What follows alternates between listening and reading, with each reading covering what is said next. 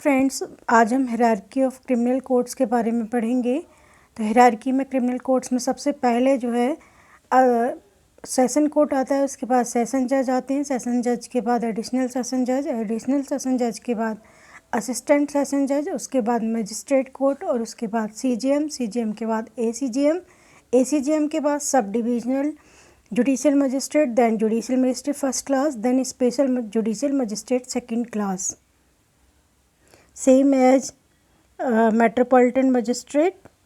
तो metropolitan cities में भी सेम सेशन कोर्ट ही होगा, सेशन जज होगा, उसके नीचे एडिशनल सेशन जज, फिर असिस्टेंट सेशन जज, उसके बाद मजिस्ट्रेट कोर्ट, उसके बाद सीएमएम होगा, वहाँ पे सीजीएम था, यहाँ सीएमएम होगा।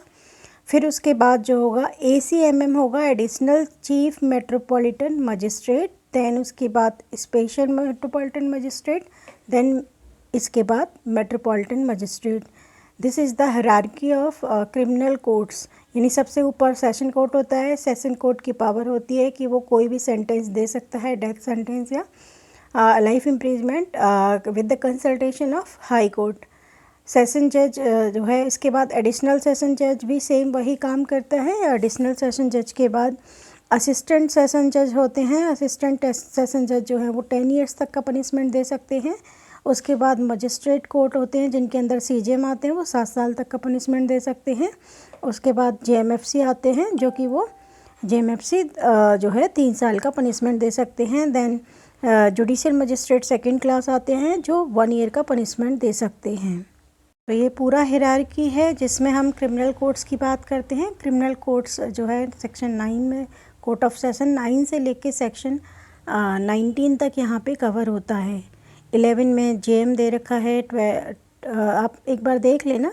12 में सीजीएम दे रखा है, 13 में स्पेशल दे रखा है, 14 में लोकल जुरिस्डिक्शन ऑफ जेएम दे रखा है, 16 में जो है दे रखा है क्या, सबऑर्डिनेट।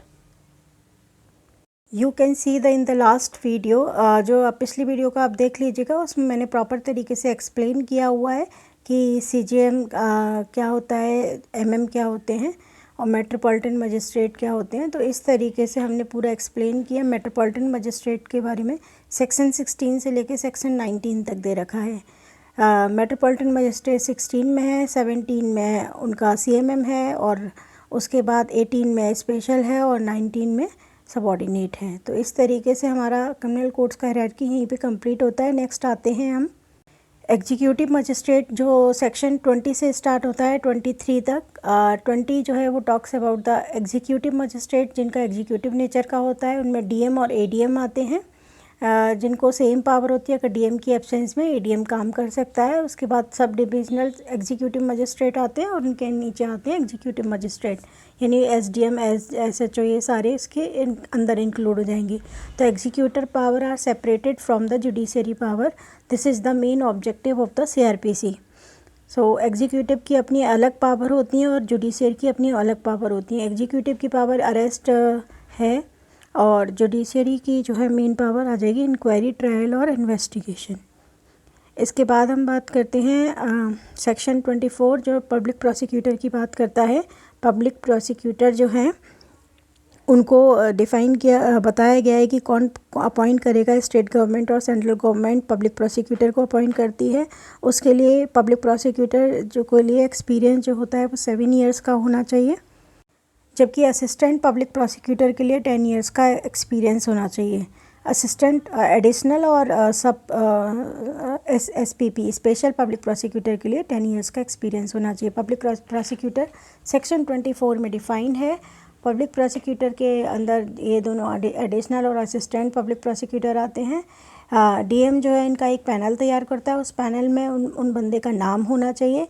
कोई भी पुलिस ऑफिसर्स भी हम as a public prosecutor appoint कर सकते हैं, बशर्त है कि वो इन्वेस्टिगेशन का पार्ट ना हो और वो इंस्पेक्टर की रैंक से ऊपर होना चाहिए। तो आई होप आपको ये वीडियो अच्छे से समझ में आई होगी। अगर एक बार लास्ट मेरी वीडियो देखोगे तो आपको ये आसानी से समझ में आ जाएगा। तो यही था क्रिमिनल कोर्ट्स का हायरार्की, जो सेक्शन 10 से लेकर सेक्शन 24 तक कवर होता है। पब्लिक प्रोसिक्यूटर के बाद जो आते हैं डायरेक्टरेट पब्लिक प्रोसिक्यूटर होते हैं, जो 25A में दिया है, जिसका अमेंडमेंट जो है 2005 में हुआ था, जो एनफोर्समेंट में 2006 में आया था। वहाँ पे डायरेक्टरेट में होते हैं, जिसमें एक डायरेक्टर पब्लिक प्रोसिक्यूटर होता है और बाकी के सारे जो है उनके मेंबर्स होते हैं पब्लिक प्रोसिक्यूटर्स के, वो एक या एक से ज़्यादा हो सकते हैं। Thank you. अगर आपको ये मेरी वीडियो पसंद आई हो तो इसको लाइक कीजिएगा, कमेंट कीजिएगा और सब्सक्राइब करना मत भूलिएगा।